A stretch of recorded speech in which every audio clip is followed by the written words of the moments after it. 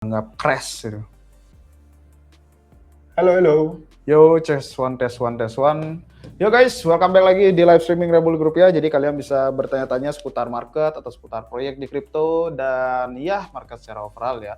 Dan kita akan hadir setiap hari Sabtu. Jadi kalau kalian nonton ini secara langsung, kalian bisa komen untuk pertanyaan kalian. Atau kalian nonton siaran ulangnya, kalian bisa maju-majuin di timestamp setiap bagian yang kita bahas. Jadi sebelum kita mulai buka pertanyaan, kita bakal ngadain recap dulu ya. Ngadain recap dulu selama seminggu terakhir, apa aja yang terjadi di market.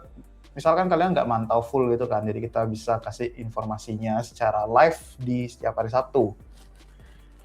Oke, sekarang kita lagi setting dulu ya. Ini udah berhasil Setting dulu, soalnya tadi ada trouble sedikit di teknis. Dan kalau kalian udah join, bisa langsung komen pertanyaan kalian.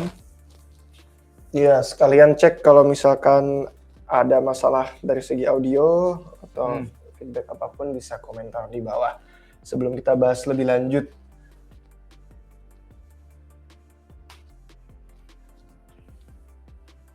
Oke, kita share link dulu Bli, udah Bli? Coba cek dulu. Oh iya lupa lagi. Share link gun ya. Nah, baru kelihatan.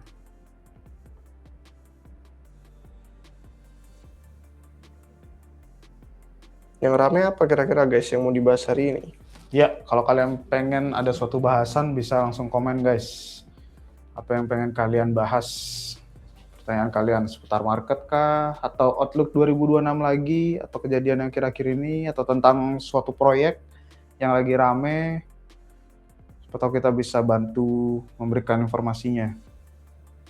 Audio, oke bos. Wih, syukur jadi namanya. Syukur audio, oke.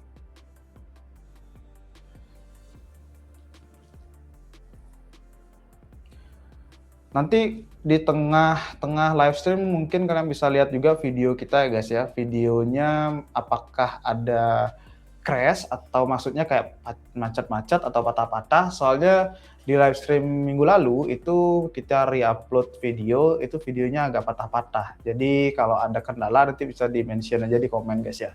Iya bener tuh, yang hari Senin kemarin saya lihat. Padahal waktu kita live-nya pun nggak notice ada yang patah-patah. Dan nggak ada yang komen juga.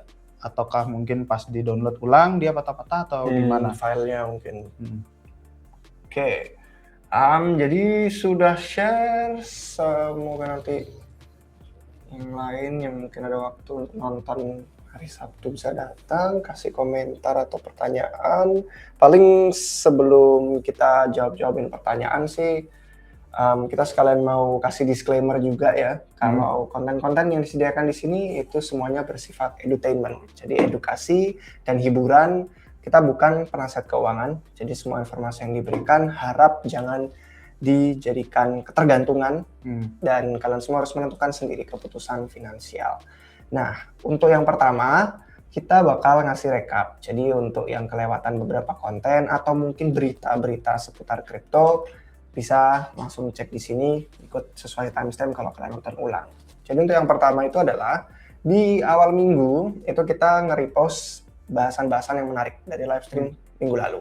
Dan minggu lalu tuh banyak pertanyaan yang bagus, dan semoga hari ini ada pertanyaan-pertanyaan yang menarik juga, yang bagus tuh dibahas. Dan itu sebagian besar tentang tahun 2026, karena kan live stream pertama. Orang-orang tanya, jadi gimana Min, apakah ini tahun bullish atau bearish? Karena kemarin 2025 itu endingnya tidak sesuai ekspektasi banyak orang. Dan kita bahas di situ tentang siklus 4 tahunannya Bitcoin, apakah sudah berakhir, gimana ekspektasinya sekarang. Dan kita nge-share lumayan, ada beberapa chart, ada bahasan tentang makro, ada analisis dari segi polymarket, terus sama ada tentang pertumbuhan stablecoin juga, apa korelasinya sama Bitcoin, korelasinya sama pemerintah AS, gitu-gitu. Jadi kalau misalkan kalian pengen nonton lebih lanjut daripada live-nya nggak ada timestamp, mending nonton yang hari Senin ini, lebih mudah di topik-topik tertentunya. Habis itu, kita bahas tentang isu geopolitik, konflik yang kemarin pasti sudah hampir semua kreator konten itu bahas. Dan itu adalah tentang Venezuela, tentang Trump, katanya pengen mengakses oil di sana, dan di situ kita bahas dari segi dampaknya secara makro gimana. Terus kita ngasih analisis on-chain juga tentang gerakan harga Bitcoin yang sebenarnya di awal tahun ini cukup ada rally, ada kenaikan, ada pantulan positif yang bikin orang dapat harapan. Apakah ini bakal naik terus, lanjut ke all time high, atau udah mulai masuk ke momentum bullish. Dan dari analisis on-chain di situ kita kasih tahu kalau ternyata sebenarnya masih butuh 2 level untuk ditembus dulu, yaitu 95K yang kemarin garis pertahanan bull terakhir, sama 98K yaitu cost basisnya short term holder secara on-chain. Dan kalau misalkan 2 itu belum diklaim sebagai support yang kuat, ya kita belum bisa bilang momentumnya bullish. Jadi secara garis besar masih trend bearish, dan ternyata nggak lama setelah video itu, Bitcoin pun mulai koreksi lagi, mulai crash lagi. Jadi itu beberapa bahasan tentang market. Sisanya tentang Lighter, karena di live stream pun banyak yang nanya, tapi kita belum sempat bahas. Jadi akhirnya kita bahas di situ secara singkat, TGE-nya kayak apa, airdrop-nya 25%, terus baru diakhiri dengan Monad dan ekspektasi statistiknya di awal tahun, kira-kira nanti kayak gimana. Nah, video hari Kamis melanjutkan bahasan dari TGE Lighter itu. Jadi Mas Noval di sini nge-deep dive, dan dia melihat secara keseluruhan bisa dibilang, karena videonya 16 menit. Jadi cukup jelas harusnya kalau misalkan kalian pengen nonton dari awal sampai akhir tentang analisis apakah layak hold, apakah mending dijual, apa yang bisa diekspektasikan dari Lighter, dan projectnya itu kira-kira roadmap-nya mau ngapain aja. Selain itu, untuk shorts kurang lebih mengcover hal-hal yang sama seperti yang ada di video-video yang versi panjangnya, cuman memudahkan orang untuk yang pengen dengan cepat langsung cari headline-headline dan insight-insight yang utama-utamanya aja. Dan kelanjutan shorts dari narasi 2026 juga ada di sini yang kita pecah-pecah ke masing-masing sektor yang dibahas itu apa. Nah, paling sisanya kalau di Twitter, baru ingat ternyata belum share screen dari tadi. Oh iya, Deng. Jadi, sorry guys, baru ingat. Kalau misalkan kalian lihat di channel YouTube Rupiah, itu ada tab-tabnya untuk memudahkan kalian. Kalau ngelihat live di sini, kalau ngelihat yang video itu di sini.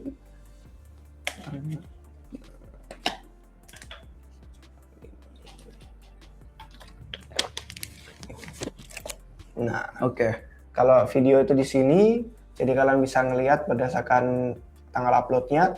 Ini yang kemarin hari Senin, rekapan ulang live stream. Ini yang isu geopolitik, ini yang Lighter. Nah, shorts-nya ada di sini. Setiap hari kita posting kecuali weekend. Terus sama live-nya ada di sebelah sini. Untuk playlist ini memudahkan, misalkan kalian baru di channel ini dan belum familiar dengan konten-konten kita, ada isinya apa aja, itu bisa dipilih sesuai dengan topik, project, ekosistem, dan kategori yang kalian cari. Kemudian untuk Twitter, pengingat juga kalau belum follow, monggo di follow. Dan di sini adalah beberapa update yang cukup menarik sebenarnya di minggu ini. Jadi kita itu bahas tentang Hyperliquid gara-gara ada Lighter TGE.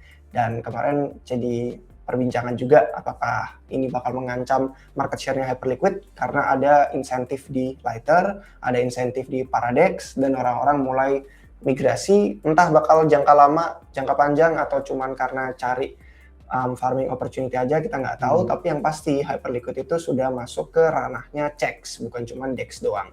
Dia bahkan kalau dari bandingan ukurannya Binance itu 10-20% market share-nya. Dan secara metrik dia on-chain tetap kuat dan GG. Itu tweet yang pertama. Kemudian sehabis itu kita bahas tentang metrik on-chain. Kita ngomongin tentang MVRV dan super jangka pendek. Kira-kira gimana koreksi sekarang, apakah sama, dan ternyata ada kemiripan dengan yang waktu bearish tahun 2024 sama tahun 2025. Yang kedua-duanya sih kita udah lalui, dan sekarang kita cuma perlu waspada aja karena trennya masih bearish. Jadi kalau ada kenaikan harga dan ada rally BTC, jangan FOMO dulu sebelum level yang tadi kita sebut 95K sama 98K itu bener-bener jadi support yang kuat. Habis itu ada kita nge-retweet dari segi Indonuts, karena ekosistem di Monad itu masih belum begitu banyak yang melihat inovasinya. Dan salah satu contohnya itu adalah Fastlane, yang mana orang mungkin berpikir pasti bisa dibikin di Ethereum dan Solana juga, ternyata tidak bisa. Hanya bisa di Monad aja karena kategori dan teknologinya. Dan kalau misalkan kita ngelihat di sini, itu menguntungkan dari semua pihak yang pakai, bukan cuma user aja. jadi validator juga, aplikasi juga, dan kita kalau pengen staking di sana itu selain dapat yield-nya tinggi, aplikasi yang pakai Fastlane juga UX-nya jadi mulus, dan pengalaman on-chain-nya itu jadi pakai RPC yang cepat banget. Jadi semua pihak diuntungkan dan itu cuma ada di Monad. Habis itu kita bahas tentang ICO di MetaDAO, karena MetaDAO ini bisa dibilang waktu masih under the radar, belum banyak orang ngomongin tentang MetaDAO, itu di Twitter bener-bener sepi banget, tapi di dashboard Republik Rupiah, di website sama di Discord kita, itu udah bahas dan udah bahkan kita masuk jadi salah satu pantauan yang menarik 2 tahun lalu. Jadi udah Itu lama sebelum banget. ada tokennya, Bro. Iya, bahkan sebelum ada token, dan itu malah makanya ada salah satu analis kita yang dapat airdrop-nya juga, hanya dengan berbekal join Discord-nya doang, dan itu sangat-sangat JP. Jadi dari sebelum populer dan sebelum banyak City ngomongin MetaDAO, itu kita sudah menganalisis dan kita sudah percaya kalau ini adalah narasi yang menarik dan dia bisa membawa produk yang bagus ke pasar kripto. Jadi project-project yang launching di sana itu fundamentalnya lebih oke dari segi tawaran-tawarannya itu, nggak rawan rug pull dan nggak rawan penipuan.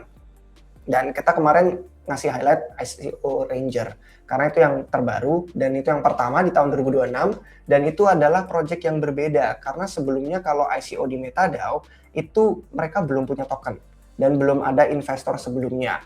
Jadi kalau sekarang Ranger itu, ICO di MetaDAO, dia jadi berbeda, karena dia sudah punya investor. Jadi udah ada investor, gimana ceritanya nih yang mau ICO lagi, gimana caranya biar semua pihak itu diuntungkan dan nggak ada yang dirugikan. Jadi ini beberapa hal yang penting dan menarik untuk dipantau, karena kalau dari segi kenaikan harga itu kuat banget Meta. Padahal kalau kita ngeliat dari segi metrik, itu akhir tahun lumayan turun pendapatannya gara-gara nggak banyak ICO. Kan sepi banget. Dulu waktu ICO-nya rame ya banyak, karena kalau kita ngelihat di chart itu 60% pendapatannya MetaDAO itu dari fee AMM-nya mereka. Terus 40%-nya dari LP-nya mereka yang ada di Meteora. Dan pendapatan itu menurun sejak Desember 2025 lah. Pokoknya akhir tahun aktivitas ICO melambat. Jadi kita ngelihat Ranger ini mungkin jadi salah satu pemicu. Karena harganya kuat meskipun pendapatan lagi ada penurunan. Sama yang menarik lagi itu adalah dia kerjasama sama Colosseum. Dan ini itu akselerator yang bikin startup bagus. Banyak banget yang aplikasi gede-gede di Solana sekarang itu jebolan Colosseum. Itu lulusannya Colosseum dari hackathon dan akselerator sana. Jadi itu bisa jadi deal flow ke MetaDAO tuh. Kalau startup berkualitas tinggi itu pengen bikin token atau pengen cari investor terus launchingnya lewat MetaDAO. Jadi itu beberapa hal yang kita pantau. Selain itu paling kontroversi yang gede dramanya itu adalah tentang Zcash. Jadi yang Zcash ini kurang lebih sih agak disalahartikan. Katanya developer dan kontributor inti itu keluar dari Zcash, padahal tidak keluar dari Zcash. Tetap di dalam Zcash, tetap di ekosistem, tetap building, dan tetap shipping produk, cuman entitasnya berubah. Yang sebelumnya dari Electric Coin Company, itu sekarang mereka jadi ganti, jadi pindah. Dan kemarin yang kalau misalkan kalian tahu Electric Coin Company itu bikin walletnya yang namanya Zashi, itu wallet yang utama di Zcash, itu sekarang mereka bikinnya cashz.org. Dan ini gara-gara perpindahan dan pergantian itu, kemarin makanya orang-orang panik dipikirnya pada quit, pada pergi meninggalkan Zcash, terus pada ngejual tokennya, jadi ada crash, ada koreksi, kalau nggak salah sehari itu minus 20%. Tapi kalau misalkan kalian pengen mantau ini wallet Zcash yang barunya, cashz, kalian bisa cari early access di sini. Ini kemarin cuma baru 1.000-2.000 orang, sekarang udah hampir 46.000 orang yang daftar. Jadi tetap di ekosistem, tetap building, timnya nggak pergi, dan nggak ada ticker baru atau token baru gitu, nggak ada. Tetap Zcash, tetap ZEC tickernya. Itu sih paling. Selain itu cuman kayak Andreessen Horowitz, dia habis nge-raise lagi 15 miliar dolar. Duit yang tidak sedikit, dan ini yang raise bukan aplikasi, tapi venture fund-nya. Karena mereka pengen ke aplikasi, ke bio sama kesehatan, ke infrastruktur, terus mendukung berbau Amerika, sama ada pertumbuhan dan strategi lainnya. Itu sih.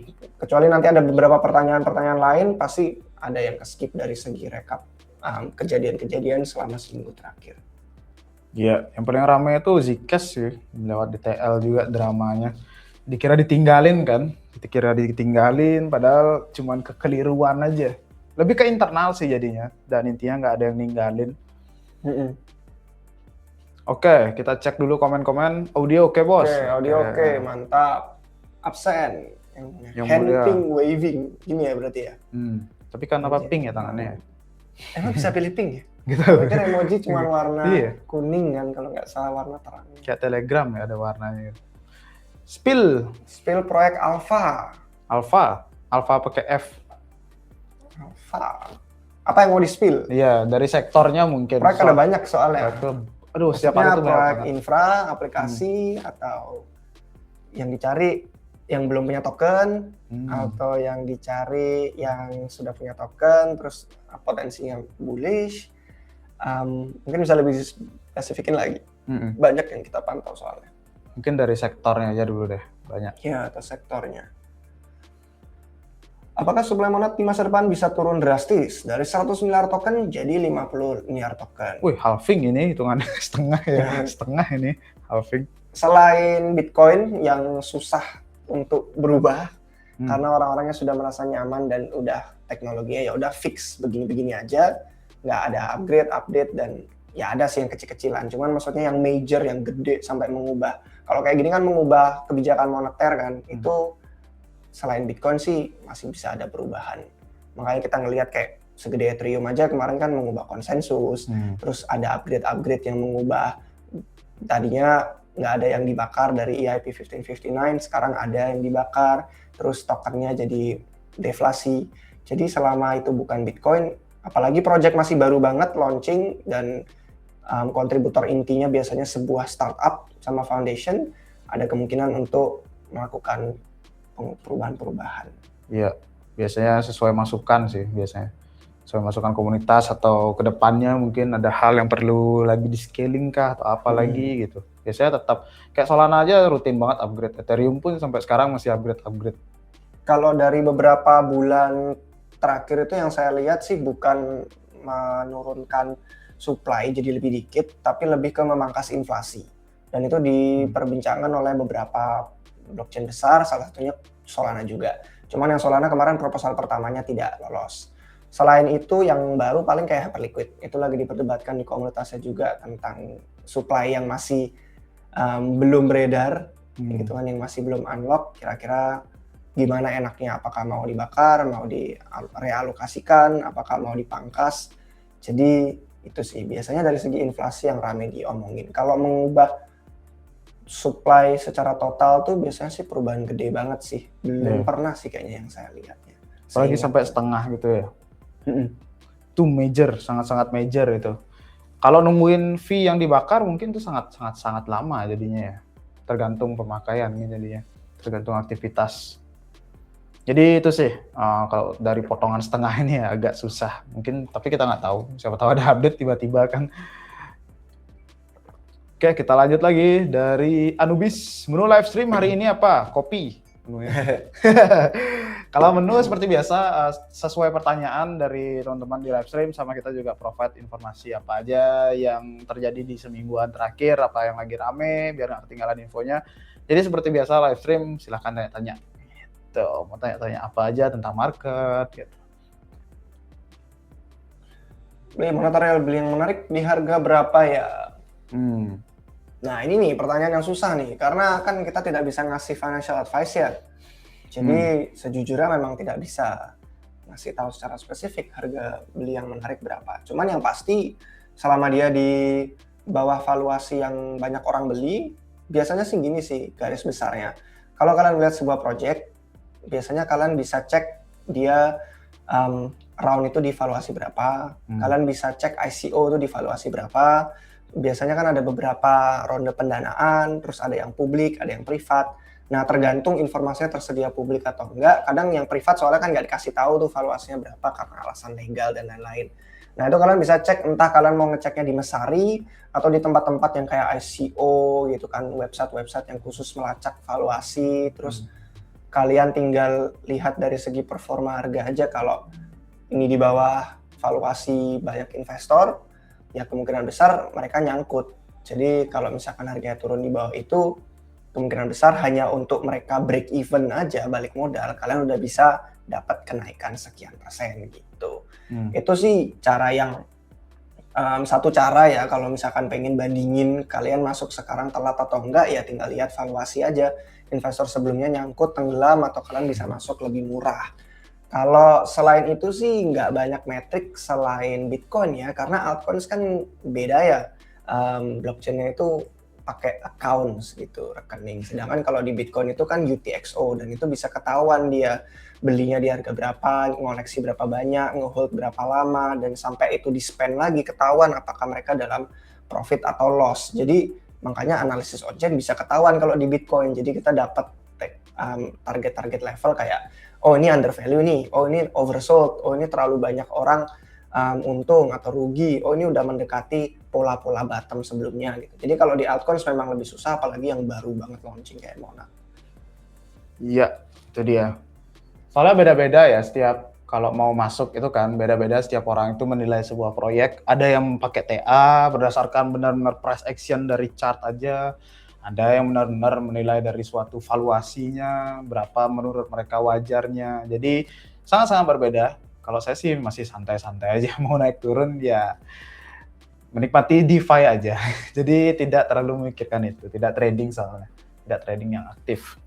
Dan ada beberapa orang juga yang semudah mereka cuma ngelihat dari CoinGecko atau CoinMarketCap aja gitu kan. Oh ini masih di halaman ke-8, Peringkat berapa ini gitu. masih di peringkat 200. Kalau mereka pengen ada prediksi, coba katakanlah bullishnya masih bullish konservatif nih, at least masuk ke halaman pertama deh.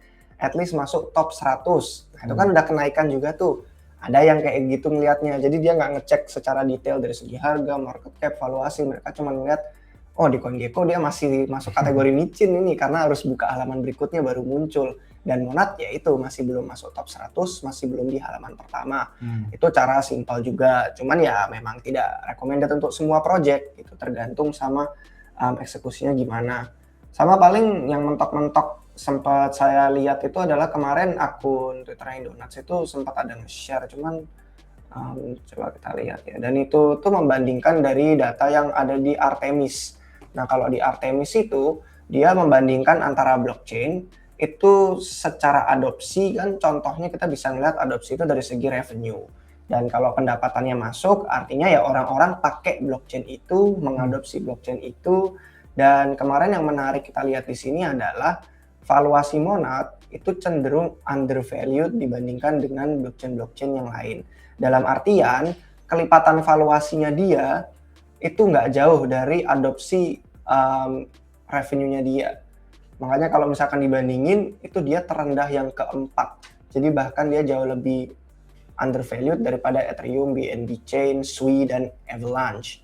Dan kalau misalkan kita bertanya soal ini, apakah karena merekanya overvalued atau Monadnya undervalued, ya kita nggak akan pernah tahu. Karena kan biasanya orang suka membanding-bandingkan sama siklus sebelumnya nih, misalkan kayak, oh dulu Avalanche saja di puncaknya bisa sekian banyak gitu kan, persentase, terus kenaikannya FDV-nya sampai segini-segini. Ya cuman kita nggak bisa selalu bergantung sama masa lalu, karena nggak mungkin semuanya itu terulang sama persis. Dulu kan euforia printing soalnya, itu likuiditasnya beda dulu, likuiditasnya dan beda. Kita jadi kesannya kayak ada analoginya juga sih, kayak tentara Jepang itu loh yang perangnya udah selesai tapi dia masih bersembunyi. Dan dia baru keluar dari persembunyiannya, dipikir perangnya masih berlangsung padahal udah tamat, udah nggak ada peperangan lagi gitu. Itu soldier, Japan soldier, coba aja kalian Google. Dan itu kesannya jadi kayak kita bertanya, lah emang orang-orang yang dulu bikin Avax, Sui, BNB, Ethereum, Solana, Tron itu terbang luar biasa gila di siklus lalu, apakah orang yang sama bakal membeli L1 baru ini juga di siklus sekarang? Kan pasti persentasenya ya mungkin market udah berevolusi, sekarang udah partisipannya beda-beda, mungkin ada yang udah make it, sekarang nggak butuh masuk ke kripto lagi, atau kalaupun mereka masuk, mereka sekarang bikin produk bukan trader. Nah itu semua yang jadi perubahan di siklus sekarang. Tapi intinya sih kalau sekarang, kalau menurut opini pribadi ya, sekali lagi NFA, bukan financial advisor, ya saya masih merasa nyaman untuk hold dan untuk nambah muatan di bawah valuasi ICO publiknya dia. Oke, itu dia untuk Monad. Lanjut lagi dari siapa ini sekarang? Ini Ledisius, apa fokus dari tim developer Monad sekarang? Apakah fokus meningkatkan performa blockchain atau fokus seperti menarik developer?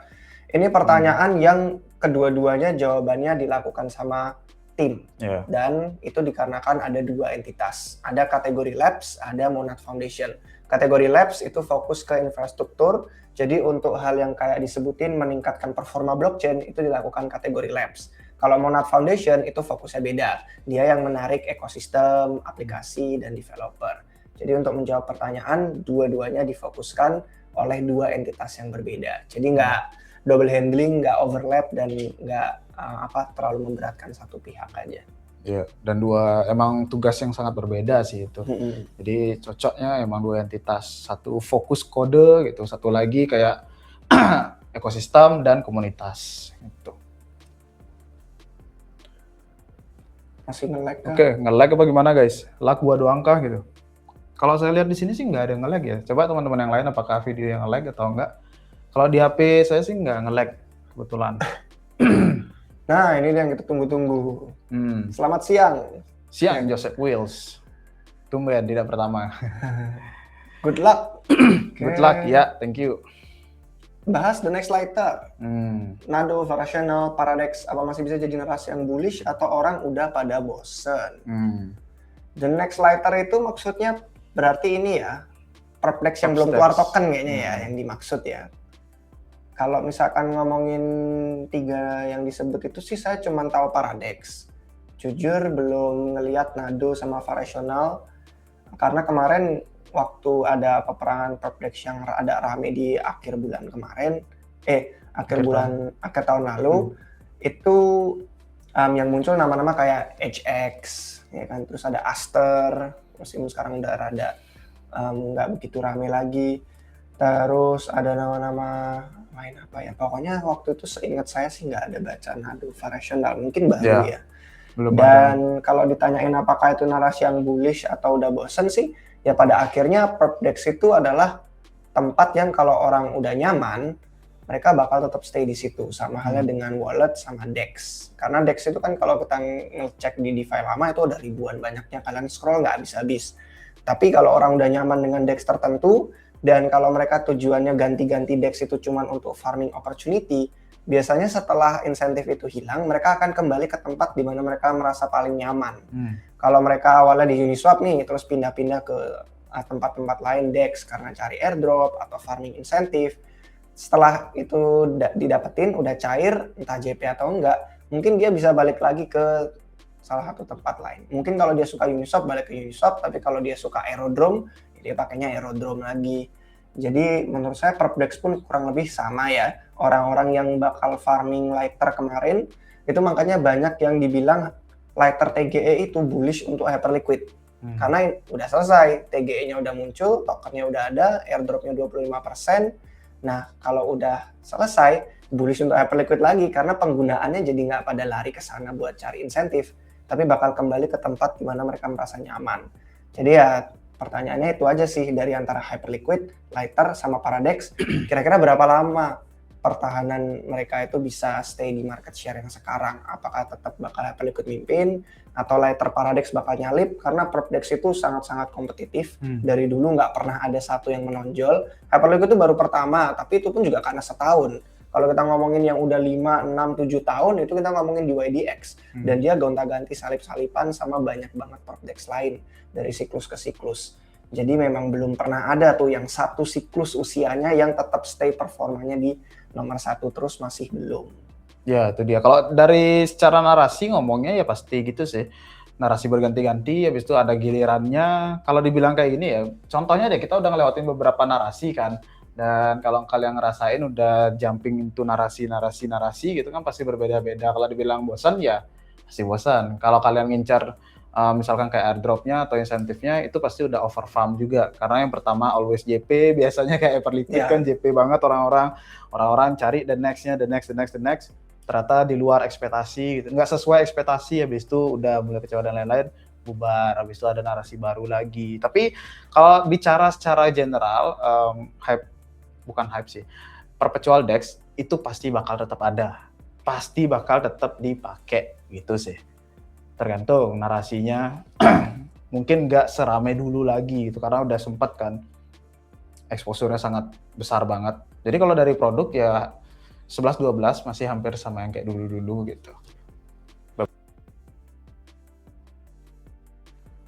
Itu sih untuk perpetual. Kalau yang kita bahas di prediksi tentang top DEX di video akhir tahun kemarin itu kita bilangnya sih perpetual DEX itu bakal ada beberapa yang gede. Sama kayak kita ngomongin L1 gitu ya, ada beberapa yang gede, terus ada bejibun yang kecil-kecil. Nah mungkin endingnya mirip-mirip. Jadi misalkan yang gede ada segelintir, katakanlah 3 yang gede nanti Hyperliquid, Lighter, Paradex. Nah terus sisanya tetap bakal ada narasi perpdex baru, ada yang fiturnya mungkin beda dikit, ada gimmick, ada kampanye, ada insentif, tapi ya mereka market share-nya tetap kecil gitu. Jadi ya harusnya kalau orang bosan sih udah bosan karena alfanya udah terlalu banyak, semua orang tahu kalau ada project-project perpdex gitu kan, harapannya bakal jadi JP kayak Hype. Atau kalau misalkan kemarin ada yang tanya soal Fastlane di Maunat aja kan ditanyanya apakah the next Jito gitu. Jadi setiap kali orang udah pernah JP dari satu project itu semua langsung insentifnya mengarah ke sana gitu loh. Orang akhirnya tahu overfarm kayak yang Budi bilang, jadi akhirnya membosankan. Jadi memang harusnya kita selalu cari sesuatu sebelum itu rame. Iya, kalau tujuannya untuk ini ya, farming insentifnya gitu sih. Tapi kalau tujuannya untuk long term sih bagus sih, perpdex itu masih bullish. Kalau pemakaian secara untuk trading dan lain-lain ya tuh masih tetap kepake. Bahas drama si Tindo nih. Suka banget dah sama drama orang-orang ya. Karena itu yang seru dan Iya seru sih, seru biasanya. Tapi kita biasanya tidak pernah bahas drama-drama guys. Kalem aja udah. drama itu ditonton, Iya. bukan dibahas. Kecuali ini apa namanya menyangkut hal-hal yang contohnya kayak tadi lah drama Zcash gitu kan.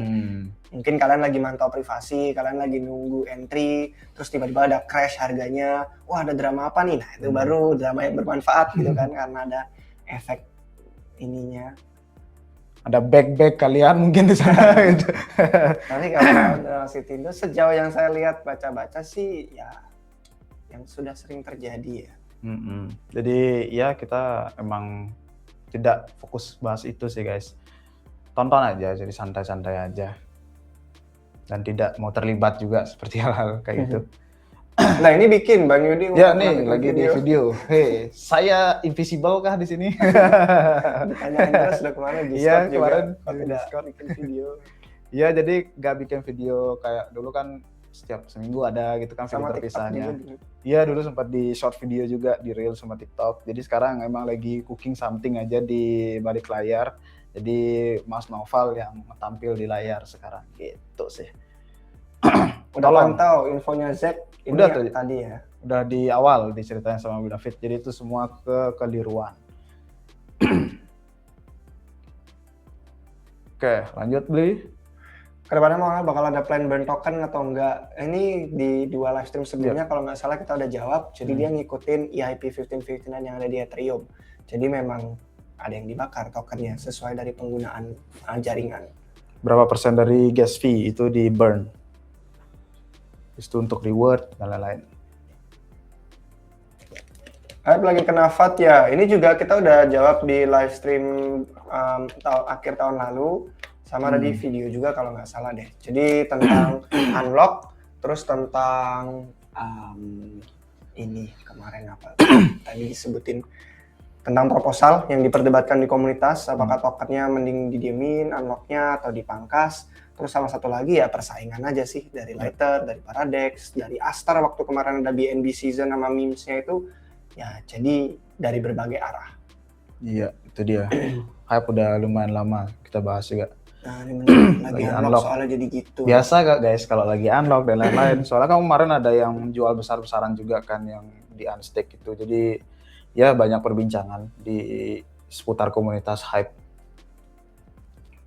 Naruh USDC yield di Pendle sama bear market, apakah keputusan terbaik? Ini dulu ya, by the way, itu aku awal pakai Pendle juga pas bear market tahun 2022 kalau nggak salah, apa awal 2023 gitu. Pas masih bear market itu Pendle yang awalnya di Avax gitu masuk ke Arbitrum pas lagi farming Arbitrum gitu kan, lagi pakai Arbitrum, ada Pendle. Emang yield-nya bandingin lagi sih, kalau yield stable itu kan biasanya sekarang kan banyak yang pakai T-bills ya backup-nya, dan kita harus bandingin juga berapa sih sekarang suku bunganya, karena kan sekarang suku bunga lagi kecil juga. Mungkin itu aja sih yang harus dipertimbangkan, tapi emang kalau di panel biasanya dia ada beberapa pilihan pool, entah itu kayak IET, bisa lebih besar tapi harus dipantau gitu kan. Jadi overall emang lebih gede-gede di sana yieldnya, cuman harus dipantau aja.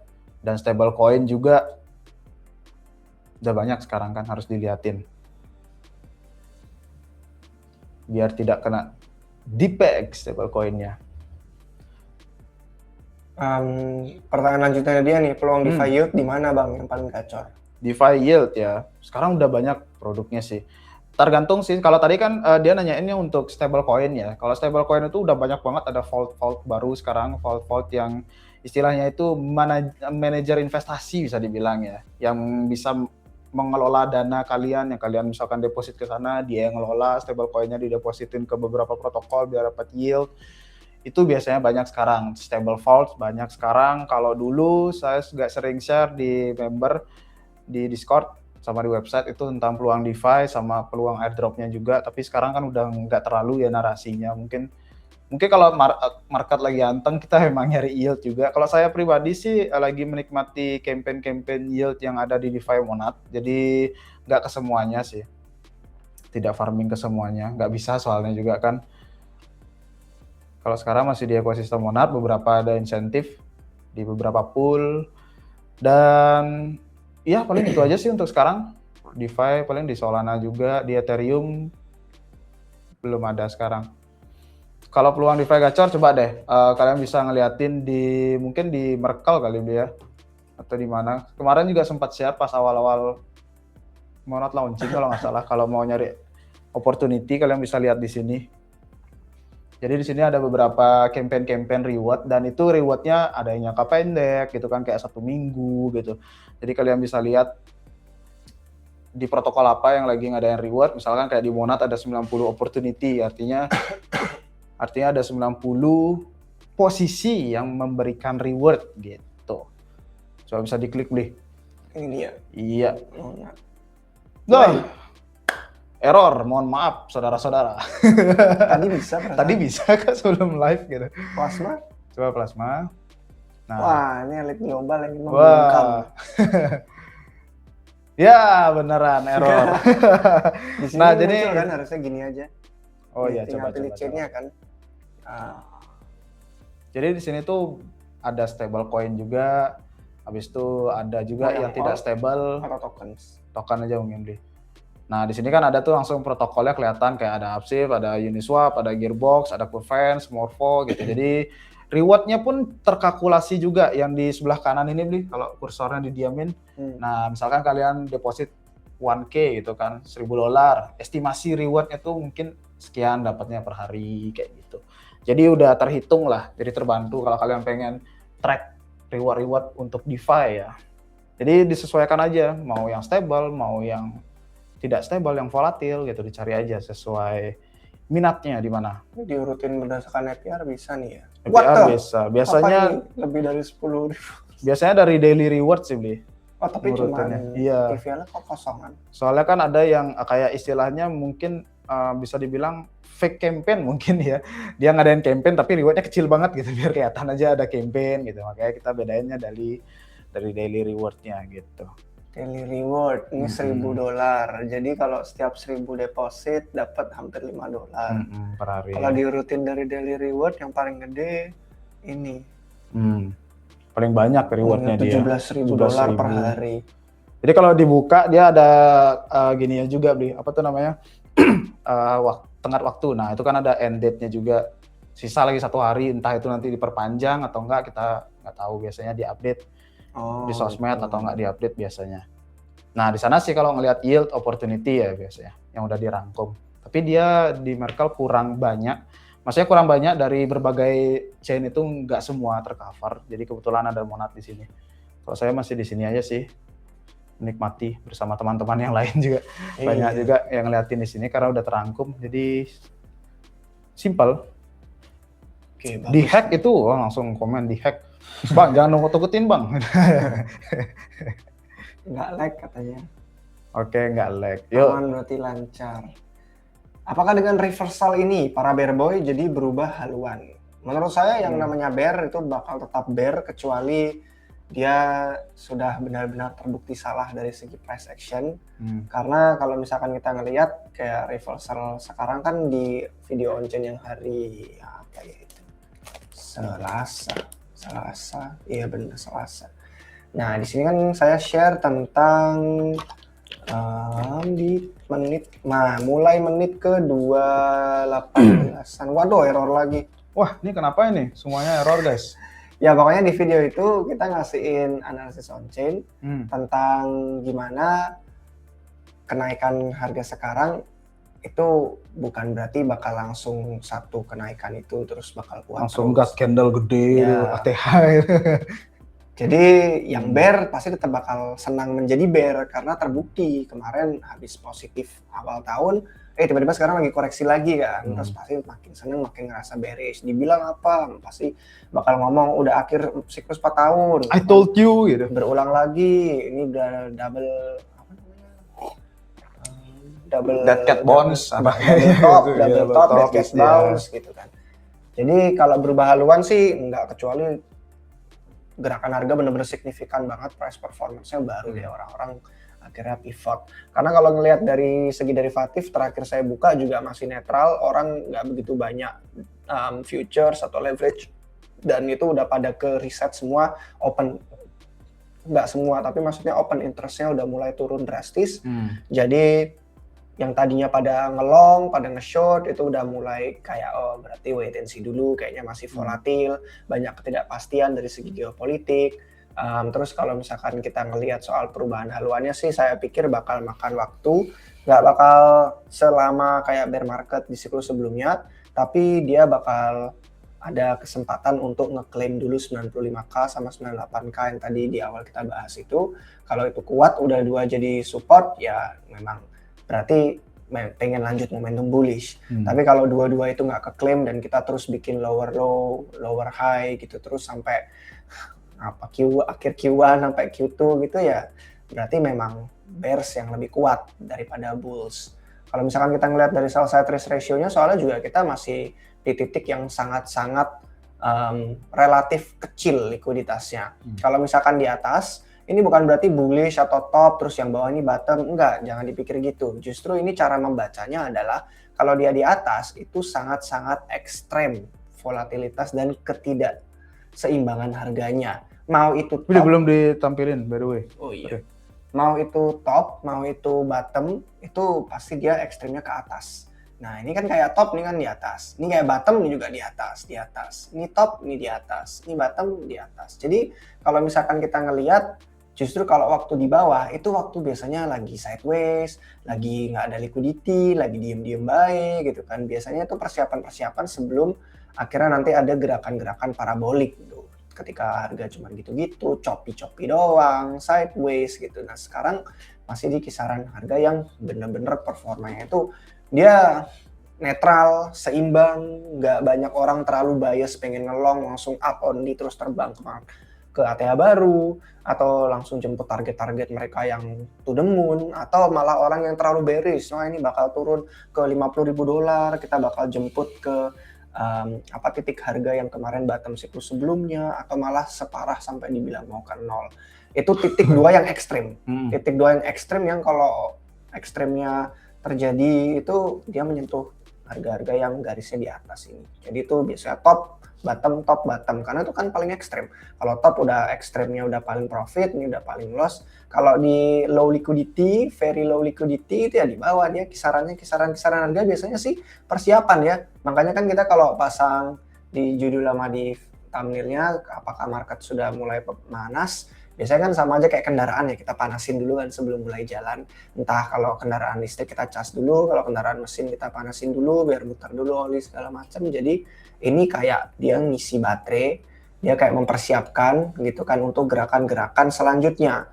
Nah gerakan-gerakan selanjutnya tiba-tiba langsung jeder 70.000 atau tiba-tiba dia bisa tembus 95, 98 terus dapat kekuatannya untuk mulai merangkak ke ATH baru, ya itu yang bakal kita lihat dalam beberapa minggu ke depan. Yang pasti sih lebih konstruktif ya dari segi latar belakang untuk makro on-chain itu kita udah share di video ini, sama di live stream yang minggu lalu ada beberapa insight menarik, kalau belum nonton lumayan menarik itu untuk ditonton. Sama paling nyambung sama pertanyaan yang berikutnya ini juga sih, karena mungkin beliau juga ada insight nih, karena dia nanyanya tentang judulnya kan market 2026 manas, jadi merah atau bearish atau gimana.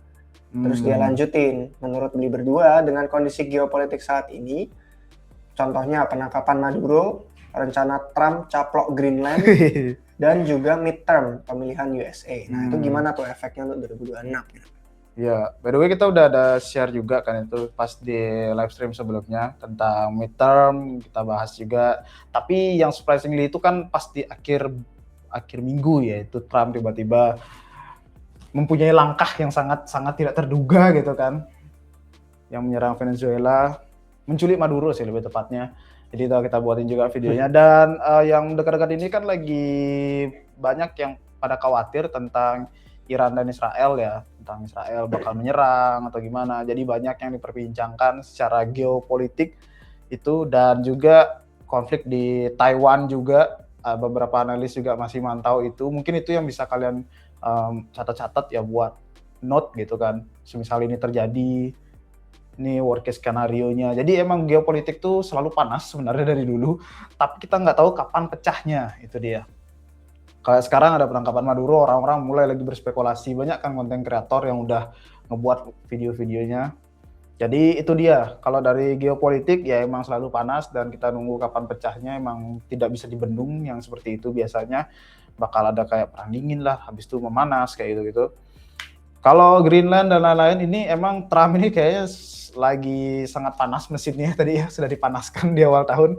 Jadi emang kayak semuanya itu seperti yang kita mention di live stream sebelumnya, dari midterm election years, dia mungkin sangat berusaha untuk sangat perform gitu. Jadi semuanya itu dikeluarin, mungkin bakalan jurus-jurusnya. Ya nggak tahu nanti cara timnya gimana ya, biar terlihat baik, itu kan politiknya dia. Soalnya bukan cuma Greenland aja kan, banyak negara-negara lain yang diintip-intip juga gitu. Itu yang pastinya sebuah strategi ya, walaupun terdengar sangat gila emang langkah-langkahnya, tapi sangat berani bisa dibilang. Balik lagi itu semua strategi politik, gimana cara bermainnya. Habis itu tentang tarif juga, kan kemarin juga tarif diundur ya, rencana itu kan hari Jumat ada pengumuman tentang tarif dari Mahkamah Agung, itu Trump bakal kena hukum atau enggak karena dia menerapkan tarif, katanya udah kelewat batas gitu kan. Itu diundur lagi katanya minggu depan, entah hari Kamis, entah Rabu gitu. Itu diundur lagi, jadi masih ada banyak ketidakpastian dari segi geopolitik, dari politiknya di Amerika, masih banyak. Habis itu kalau dari Trump juga, kalau kita bicarain liquidity, dia kan ada share tentang Freddie Mae dan Fannie Mae gitu. Kalau kalian tahu itu kan sebuah bisa dibilang kayak bank yang mewadahi MBS atau cicilan-cicilan KPR gitu kan. Dia yang pegang gitu, nanti dia yang beli dari bank gitu kan kalian nyicilnya ke bank, habis itu dia yang pegang gitu kan untuk dioper lagi aset itu ke manajer investasi, entah itu hedge fund dan lain-lainnya. Jadi itu katanya disuruh lagi buyback sebesar 200 billion kan. Makanya banyak kemarin yang bilang, wah ini Trump ngelakuin QE-nya sendiri gitu kan. Jadi emang kalau dilihat secara overall di khususnya US itu masih fiskal dominan sekali ya. Mungkin kalian juga udah mantau. Jadi kayak cut rate itu nggak ada apa-apanya lagi berita cut rate. Apalagi kalau di tahun sekarang 2026 suku bunga turun itu kayak mungkin sekali, mentok-mentok paling mentok 2 kali gitu kan. Jadi bukan narasi utama lagi karena udah terhitung di titik imbang, titik enak dari The Fed gitu. Jadi fiskal yang bakal ngelakuin sesuatu biar dia mungkin mau kucurkan liquidity, ya begitu caranya. MBS disuruh buyback, disuruh beli gitu kan. Habis itu bank punya uang lebih, jadinya entah dipakai untuk apa lagi, muter roda ekonomi. Habis itu baru tadi pagi juga kan ada kartu kredit disuruh paling mentok 10% bunganya gitu kan. Yang dulunya tuh gede-gede banget gitu kan di US. Karena hutang kartu kredit itu kan sangat-sangat gede ya untuk zaman sekarang ya, apalagi di US. Mungkin kita di Indo belum semua pakai kartu kredit gitu kan. Kalau di US sudah tinggal belanja tap, udah gesek gitu.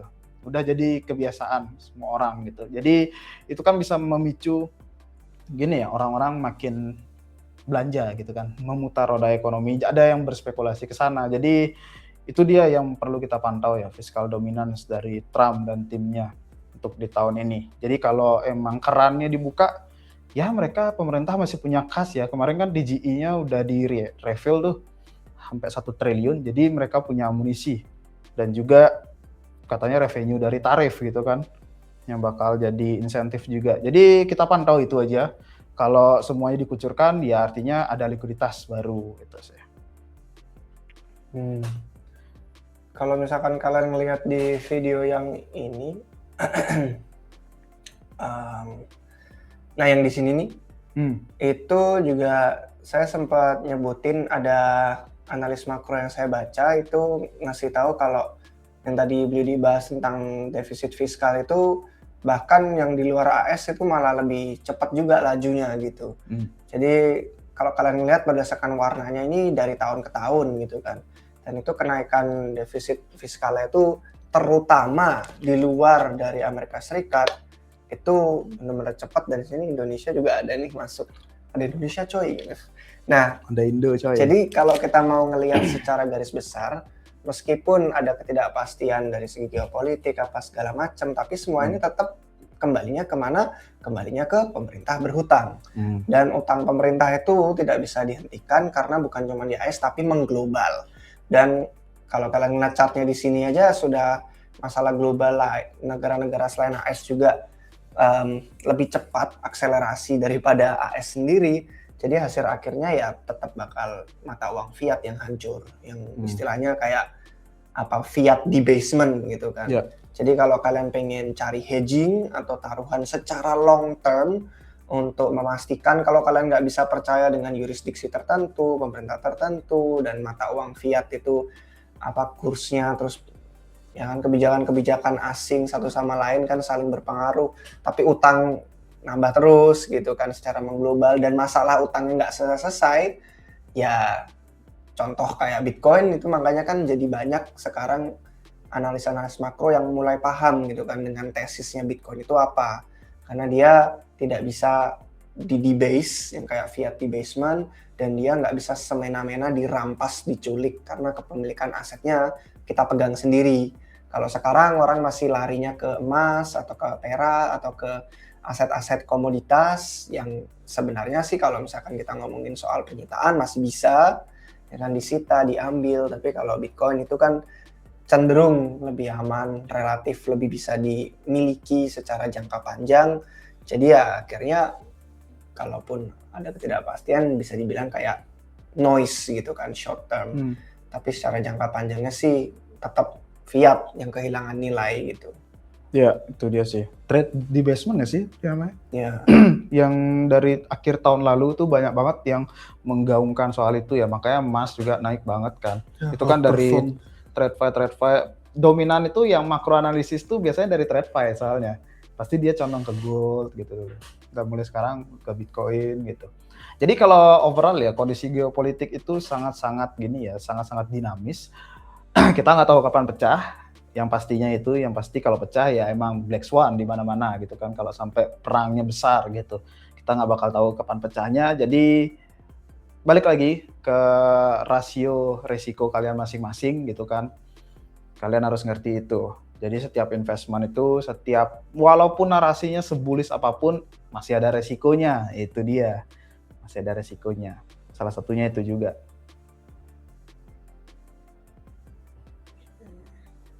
Oke, kita lanjut lagi. Udah hampir sejam ya guys, jadi iya loh. Kita jawab cepat aja kali ya. Lebih to the point, untuk ada project baru yang menarik atau enggak, saya sih lagi seneng mantau project-project yang bisa dipakai di dunia nyata. Jadi beberapa contohnya, karena ya secara garis besar sih sekarang network utama yang saya pakai sehari-hari itu Monad. Dan itu contoh kayak tweet yang baru kemarin di tweet sama akun officialnya adalah mereka ngasih highlight ke Avicii, terus ke Tuyo, terus sama itu juga alasannya sih sebelum Monad mainnet pun saya juga pakai yang namanya Pay, yang kita udah bahas juga sih di video YouTube Itu. Di narasi Jadi, kayaknya masuk deh. ya di narasi ini dah aplikasi infra. Karena dia menawarkan privasi, jadi kayak pokoknya sekarang lagi seneng sama produk-produk kripto yang bener-bener fiturnya tuh kepake, bukan gimmick. Jadi daripada ngincar-ngincar narasi yang kadang marketingnya bagus di Twitter atau lagi hype atau lagi apa, saya nyari yang kayak oh ada yang bisa kepake nggak ya, bagus nggak ya gitu. Jadi sekarang fokus project yang menarik buat saya itu project-project yang kayak Pay, kayak Avicii gitu, yang bisa dipakai di dunia nyata, tapi dia memudahkan orang-orang yang aktivitasnya itu lumayan sering di kripto. Kalau Yudi apa? Overall belum banyak dari project baru. Masih agak yang dulu-dulu sih. Pakai yang ulang-ulang. Gimana tanggapannya mengenai ICO Trove? Nggak tahu ya Trove itu apa. Karena kita nggak ngikutin semua ICO. Secara garis besar yang kita ikutin paling ICO mentok-mentok yang di MetaDAO. Selain itu sih nggak begitu ikut ICO karena nggak terlalu banyak soalnya. Jadi kenapa Monad nggak bisa di tracking di Arkham Intel? Karena belum disupport. Apa nunggu Manta dulu delisting baru Monad masuk? Ini saya udah lihat juga sih tadi di Beranda. Sempat lihat kemarin delisting. Jadi karena sama-sama blockchain EVM harusnya sih tidak susah ya untuk support. Karena kan kurang lebih sama fitur-fitur yang kayak ada di Etherscan dan lain-lain itu bisa. Jadi ya tinggal Arkhamnya aja yang ngambil keputusan untuk support Monad. Ya. Kira-kira berdasarkan pengalaman, kalau misalnya mau beli token kripto, hal apa aja yang perlu dilihat selain fundamental token tersebut? Sebenarnya fundamental tuh yang paling utama. Kayak kenapa kita beli. Fundamental ini bukan cuma di projectnya ya, tapi lebih ke alasannya juga. Siapa yang mau beli, kenapa kita beli sekarang, kenapa kita yakin evaluasinya bagus, apakah ada momentumnya, terus sama juga hal-hal teknis sih. Jadi hal-hal teknis kayak bisa dibeli di mana, aksesnya gimana, transfer WD-nya gimana, dan kalau kita mau nyimpan itu nyimpannya di mana yang aman, kayak gitu sih. Jadi selain dari kameranya mati lagi by the way. Selalu cuma sejam ya. Iya, sudah nggak kuat. Jadi selain kita mencari dari segi fundamental tokennya, kenapa pengen beli dan kawan-kawan, kita juga cari tahu tentang gimana cara menyimpan dan menginvestasikannya dengan aman. Karena nggak pengen kan kita nemu project bagus, kita masuk di valuasi yang bagus, dan kita bisa dapat opportunity lumayan di situ, ternyata nggak bisa kita akses, misalkan tiba-tiba nggak bisa WD, misalkan tiba-tiba maintenance, atau misalkan tiba-tiba poolnya hilang liquidity-nya, terus nggak bisa dijual. Nah itu yang kita nggak mau terjadi. Jadi selain fundamental token, teknisnya gimana cara mengakses itu. True. Fundamental tetap nomor satu. Habis itu cek juga kalau kalian tujuan beli token itu apa. Maksudnya tujuannya kayak mau dipakai lagi, disuruh kerja lagi tokennya, atau kalian time frame ngeholdnya, kalian mau short atau long. Jadi itu beda-beda analisanya. Jadi itu dia sih. Yang penting juga liquidity. Jangan beli aja nanti nggak bisa di sell. Listing di mana aja, terus harganya slippage-nya gimana gitu sih. Jadi kalau nyari yang short term itu biasanya main narasi. Yang lagi satu sih ya pasti price. Jadi kalian analisa dulu fundamentalnya, masukin list, jangan langsung bagusnya langsung epping sekarang gitu. Ya mungkin kan nunggu momen lah sedikit gitu. Biar nggak di atas banget gitu. Balik lagi tergantung time frame. Oke, kita lanjut lagi. Owner tim komunitas, takutnya owner jualan buat beli hypercar kayak. Ya, itu termasuk dari fundamental. Jadi ownernya gimana, timnya, komunitas. Ya. Jadi beberapa hal yang bisa dijadikan pertimbangan. Ini udah. Halo guys. Oke. Nah, terus pertanyaan berikutnya ini apa nih? Tentang gosip. Oh, ini yang tadi CCP di Indo. Yang lagi rame, gimana tanggapannya, pelajaran apa bagi kami yang retail? Menurut saya pelajaran yang paling utama, yang bukan cuman kita mau ngasih tahu kalian, tapi ini ngasih tahu ke diri sendiri juga. Karena ini yang saya alami 3 siklus di kripto, itu adalah jangan pernah percaya orang. Jangan pernah percaya manusia yang bukan diri kalian sendiri. Karena kalian yang paling paham situasi keuangan, kalian yang paling paham tujuan kalian investasi apa, dan kalian yang paling paham emosi kalian gimana. Mudah dakdikduk, mudah percaya, atau mudah takut, kayak bener-bener kita harus ketahui itu dulu sendiri. Jadi nanti kalau misalkan ngeriset, nemu token, yakin, beli, pengen jual, pengen enggak, itu kita nggak terpengaruh sama suara-suara luar. Karena sayang sekali kalau terlalu mudah percaya dengan orang, itu yang biasanya dimanfaatkan oleh akun-akun besar atau influencer-influencer yang berusaha untuk mengambil keuntungan dari kepercayaan kita. Gitu sih jadi pelajarannya. Jadi bukan berarti kita ngasih komentar tentang pihak-pihak yang berkaitan, enggak. Ya. Ini cuma pelajaran secara umum aja, bahwa dalam hal investasi kita harus paham yang kita investasikan itu apa. Betul. Harus kita bisa olah lagi guys, itu aja intinya. Pakai akal sehat olahnya gitu. Jadi jangan asal, oh dia bilang iya, kita harus iya, ya jangan kayak gitu. Kalian harus punya pendirian kalian juga gitu. Ya, karena storytelling itu skill yang bikin orang kesannya kayak, wah dia kok pinter ya, tahu ya cerita gimana-gimana. Padahal ya tidak ada orang yang punya bola kristal. Nggak ada yang pernah bisa ngasih tahu kalian prediksi sempurna, analisis perfect, udah pasti untung, cuan, profit itu nggak mungkin. Oke, lanjut lagi. Nah, ini dia jawab yang tadi ditanya di atas, apa yang di riset. Yang penting attention katanya. Kalau dapat attention ya bagus. Ya itu sih kita itu narasi baliknya juga. Attention, bisa narasi, drive, referensi ke video sini. attention, Biar ekonomi. kalian bisa tonton di sini, ada 19 menitan, kalian bisa lihat tentang alasannya kenapa kalau di kripto itu attention berperan. Tapi attention ini makin luas tuh sekarang, bukan cuma di kripto aja ya. Beberapa produk di dunia nyata pun juga mainnya attention sekarang, karena udah full digital ya sekarang ya, bisnis-bisnis banyak ke digital. Jadi ya contoh aja Clipper nyari attention juga kan gitu, Ya, dibuat semua video, dibikin atensinya makin kecil gitu kan, makin short gitu orang-orang, jadi itu sangat penting. Gitu. prediction market juga kan jadi mainstream, bukan hal yang berbau crypto native, enggak. Yeah. Udah hal-hal orang mainstream, nah itu semua tentang attention. Semua diprediksiin, semua dipertaruhkan gitu. Apakah RR bakal selesai live stream sebelum jam 2? Nah, masuk prediction market. Semuanya di betting langsung. Diprediksi.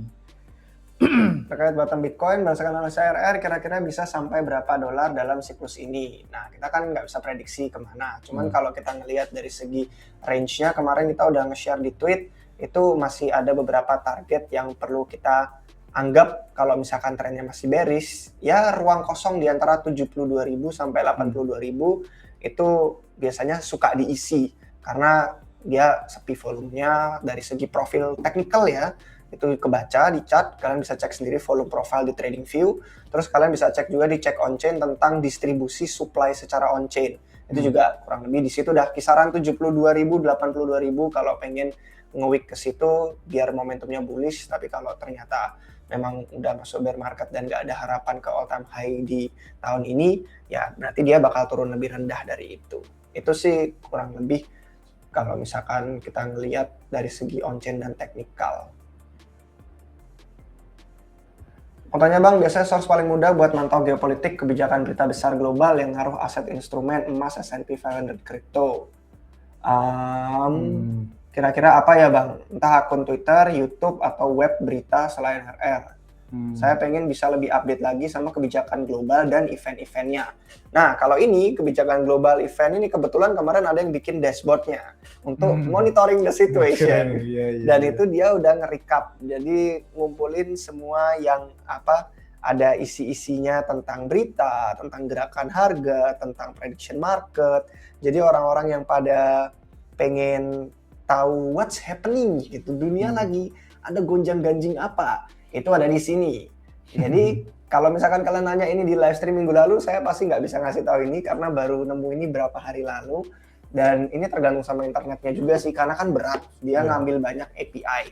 Dan ya dari tadi sih kita rada ada kesulitan sih untuk buka website. Tapi kalau kalian pengen buka itu hipcityreg.github.io, mungkin kita bisa kasih di komentar sini kali ya. Kita copy di sini, ini bisa monitor situation. Jadi kalian bisa ngelihat harga-harga aset, berita-berita, terus sentimen, itu semua muncul nggak ya nanti kalau di sini? Rupiah kali ya? Rupiah kali ya. Oke, coba ya. Nah, jadi di sini, tapi tergantung ya, karena ini kan GitHub ini yang bikin orang kalau dia maintain ya bisa ada terus websitenya, tapi kalau dia berhenti maintain ya mungkin bakal tiba-tiba nggak bisa diakses kalau dia udah nggak bayar domainnya atau nggak bayar servernya. Jadi kalian bisa ngeliat komoditas, bisa ngeliat keuangan, kebijakan pemerintah, teknologi AI, dan nanti di sini kalian bisa nge-zoom juga sesuai dari wilayah-wilayahnya. Ini ada krisis apa aja, Timur Tengah ada ketegangan apa aja, terus ada yang baru-baru muncul tuh semua di situ secara global. Terus nanti ke bawah makin banyak, ada kontak pemerintah, ada Intel, ada peperangan AI, money printer, ada layoff, ini situasi Venezuela. Jadi ya begitulah. Pokoknya yang penting internetnya sama komputernya kuat aja sih, karena narik API-nya banyak banget dia. Jadi kalian bisa beli TV besar gitu kan di kamar kalian Iya. pangpangin ini. Jadi ngeliat, oh di Amerika lagi begini, di Timur Tengah lagi gini, di Asia Kayak- lagi gini. Kayak di film-film itu beli yang mantau dari belakang layar. Ya. Oke, launch it kayak gitu. Oke, Dan- send it kayak gitu. Ini sampai earthquake aja ada nih, gempa bumi berapa skala Oh. Richter, laut Banda gitu kan. Terus ini earthquake. Ini ada apa? Oh, ini base militernya US sama UK ada di Samudra Hindia. Ya, Betul. lumayan lengkap sih, dia ngerekap dari berbagai hal. Ini market ketahuan kalau lagi minus, sektor-sektor yang lagi panas kayak gitu. Itu keren sih guys, keren. Ya dapat membantu lah merekap kan biasanya. Iya. Soalnya kalau scrolling itu lama banget nemuin biasanya. Kecampur. Belum lagi ke distract sama drama lah atau apa gitu kan. Ya, itu tapi kalau global dan semuanya ya. Tapi kalau kripto ada kayak DeFi lama itu apa, inget gak namanya ya? Aduh. Yang DeFi lama itu juga punya agregator news. Fit atau apa gitu. Terus News, ya. Velo itu juga ada. Velo ada agregator Crypto news. Panic juga kalau nggak salah ada agregatornya. Nah, agregator tuh bagus karena kalian nggak harus buka masing-masing akun, udah di satu tempat platform udah langsung kebaca semua highlightnya ada apa aja. Atau kalian setuju kalau buat RR buat kayak gitu mungkin rangkuman. Oh ya, Heeh. kalau kalian Bisa setuju dan komen. ada banyak yang request, mungkin bisa jadi project yang menarik yang bisa Kita kita ambil. rangkum gitu setiap minggu misalkan. Terus kita upload di Telegram. Oke, untuk drama Zcash tadi udah ya di awal bisa mundur lagi. Untuk Lighter juga udah kita kasih video khususnya di hari Kamis sama Mas Naval. Untuk Ondo Finance kita dari dulu sih bukan yang paling mantau dan bukan fans beratnya. Jadi dari segi opini sih kita nggak ada banyak yang bisa di-share tentang fundamental atau bagus atau enggaknya. Tapi dari segi sektor RWA-nya ada beberapa hal yang bisa kalian pantau di video-video Repot Rupiah, khususnya tentang DeFi, tentang RWA. Itu ada beberapa project lain alternatif dari Ondo yang bisa kalian pantau di sini sama di sini. Di sini sih ini yang apps. Bang RR boleh bagi info tentang exchange trading emas ya berarti XAU. Iya, Waduh, karena saya bukan trader emas, kurang tahu ya mana exchange yang recommended. Iya. Kenapa XAU lagi udah di kripto? Kan ada yang gold versi udah gini kan, di on-chain. Oke. Narasi untuk project airdrop di awal tahun ini apa, Mas? Jujur, Airdrop bakal jadi semakin mengering. Ya. Di live stream beberapa bulan lalu ya, pas itu ada peraturan dari US juga kita sempat mention. Kedepannya kayaknya tidak segacor itu lagi guys. Sudahlah guys. Sepertinya ya nggak kayak dulu lagi. Jauh berbeda. Iya. Free money, kalau dulu free money Easy atau money. easy money, ya setelah ketahuan target apa strategi-strateginya ya nggak bakal jadi free dan easy lagi sekarang. True. Gitu. Jadi harus tetap improve. Apa pendapat Dwi mengenai rumor semua hal digital, stok kripto akan runtuh saat global resesi, atau the great reset, atau elit global akan profit karena mereka fokus dengan gold, coal, etc. Beli ini yang jago kalau konspirasi. Aduh. Kalau di masa depan ada kayak gitu, masa nggak fokusnya beralih sih? Masa fokusnya ke hal-hal yang dulu lagi sih gitu? Gold, coal kan itu kan udah basic banget ya, dari dulu banget udah ada. Masa nggak, kan itu riset balik lagi gitu kesannya mungkin ya. Sama Banyak mungkin komen karena sih. yang digital kalau internet mati semuanya mati. Iya, kan Ya itu pertanyaan balik gitu ya. bercocok tanam lagi. Agree. Jadi nggak banyak komen sih, soalnya banyak juga video-video yang kayak gitu ya, kayak menakut-nakuti gitu. Jadi kalau kita pikirnya ke hal-hal yang begitu aja, kita nggak jadi ngapain guys. Serius, kayak kita yang mikirnya, waduh ini nanti mau kiamat, ngapain man kita kayak gini gitu, nanti juga kiamat. Lah ngapain hidup jadinya kan gitu, nggak ada maknanya jadinya. Kalau udah mikirnya, wah udah nanti the great reset semua, ke riset semua bangkrut, kayak ngapain kita kerja, ngapain, ya udah ngapain guys jadinya gitu. Jadi itu istilahnya kayak apa ya dia, pemikiran tentang kayak gitu aja, tentang yang buruk-buruk gitu aja. Doomerism. Mm-mm. Doomer. Terus ya Pesimis jadinya. Mending pikirin hal yang lain aja deh, daripada hal-hal yang bukan dikontrolan kita, bukan kita yang bisa kontrol gitu, di luar kontrol kita itu udah termasuk. Jadi nggak usah di overthinkingin. Kita pikirin apa yang kita bisa kontrol, kita mau ningkatin value kita dengan cara belajar, riset gitu, hal-hal baru, itu aja yang kita pikirin gitu. Di luar itu ya noise jadinya, overthinking jadinya. By the way itu tidur jam berapa biasanya malamnya? Overthinking soalnya kan. Kalau menurutku sih, aku pandangannya adalah manusia itu adaptif banget. Dan dari dulu juga kalau kita ngelihat sejarah ya memang manusia itu sangat-sangat jago gitu loh melalui masalah-masalah yang udah kayak wah ini udah kiamat gitu kan, ada kayak kiamat udah berapa narasi dari dulu kan gitu. Ada kiamat, ada wabah ya kan, ada riset, ada financial crisis, ada setiap kali ada kejadian-kejadian itu manusia tuh hebat banget kok, jago. Kita tuh sangat adaptif gitu. Kita ada masalah, kita tahu solusinya, kita bisa menawarkan yang lebih baik. Jadi karena kita udah survive selama ribuan tahun, jadi saya tuh tetap bullish dan tetap optimis dengan kemampuan manusia untuk bisa survive. Jadi kita bakal bertahan hidup, bakal survive, dan aset-aset digital itu justru malah makin make sense sih seharusnya daripada kita balik lagi ke masa sebelum digital ya. Iya. Jadi kalau kita udah biasa digital, masa balik lagi sih. Wah, ini aku belum nonton Stranger Things. Tiba-tiba Demogorgon bangkit dari kubur. Belum nonton bang, jadi belum dapat referensi. Aku sengaja belum nonton. Aku disuruh sama adekku sih udah suruh. Udah tamat apa belum? Ada season baru. Tapi banget. belum tamat. Season kalau belum tamat malas nonton, dia biasanya nunggunya lama kan. Jadi tak kumpulin aja biar tamat. Tapi udah 5 seasonnya, udah panjang. Iya 5 sih. Jadi kalau mau dicicil cuman ya nggak tahu. Tolong jangan spoiler. Ya, saya belum nonton sama sekali. Saya nunggu tamat. Soalnya nunggu The Walking Dead tamat ya lama ya. Nah, itu nonton. Aku udah ngedrop, udah nggak lanjut. Wah, udah aku beli. Belum sih yang baru ya. Zcash jadi makin privat kan.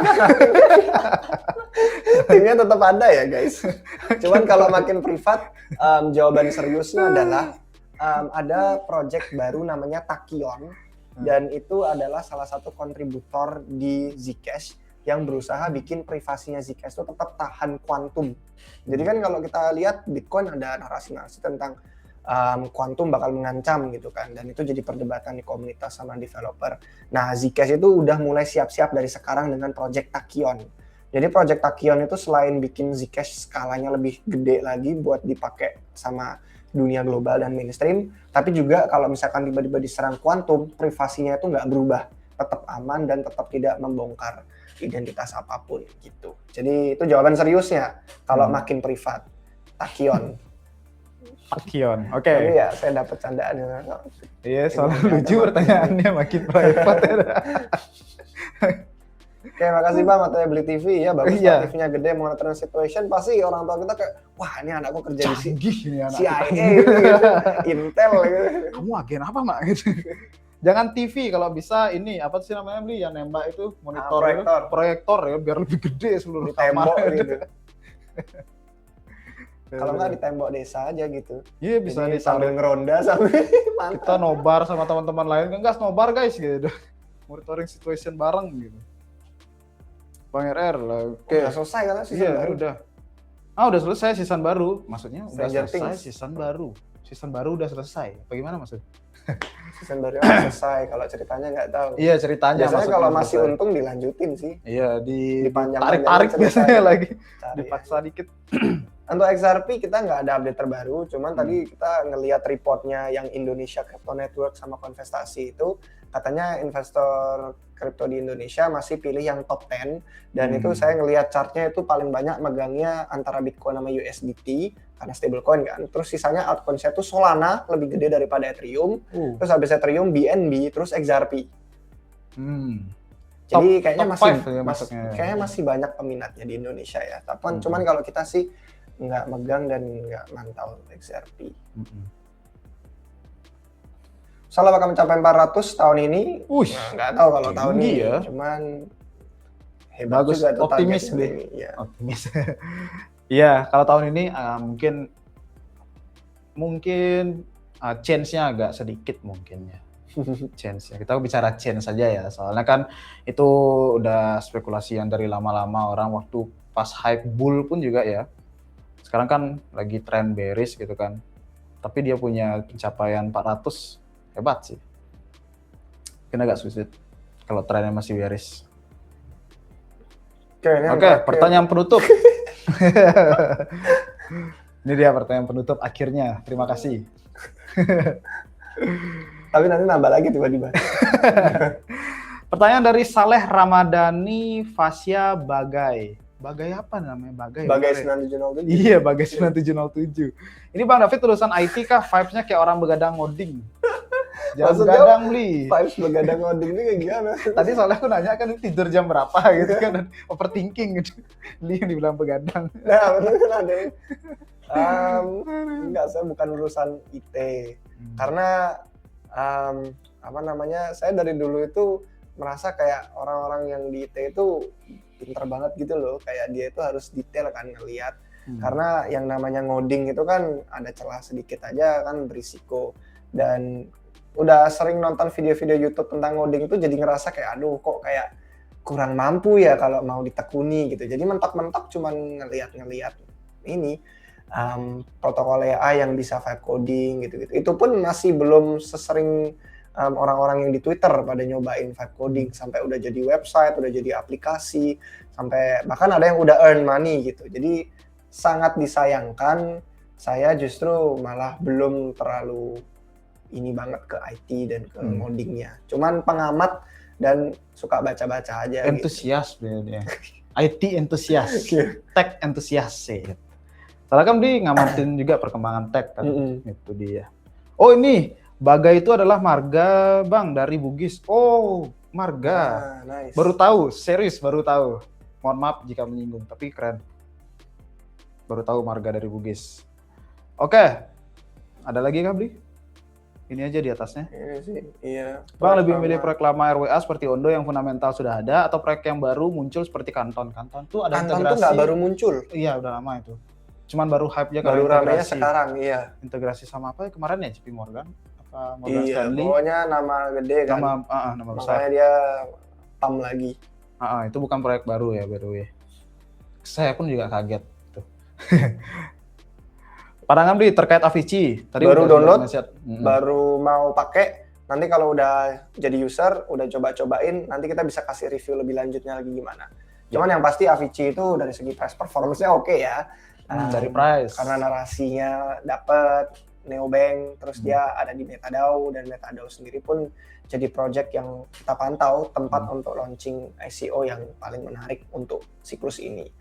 Jadi gitu. Untuk Canton kita udah sebut juga di infra di sini.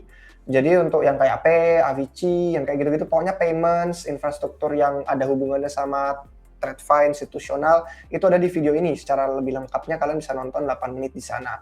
Ondo sih nggak dibahas karena kita memang nggak begitu mantau Ondo. Cuman Canton ada, dan Pay itu yang saya sendiri udah pakai dan mau nyobain Avicii yang kurang lebih mirip-mirip. Cuman kalau Pay ada privasinya, kalau Avicii belum ada. Gitu. Itu dia perbedaannya guys.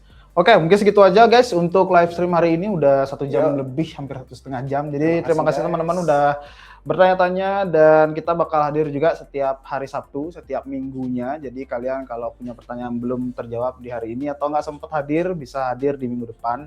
Atau kalian nggak sempat nonton hari ini, bisa tonton di hari Senin, bakal kita re-upload lagi dengan timestamp. Jadi memudahkan kalian untuk nonton live stream dari Apple Group ya. Ya guys, sampai jumpa di minggu depan. Yo, Cheers. thank you.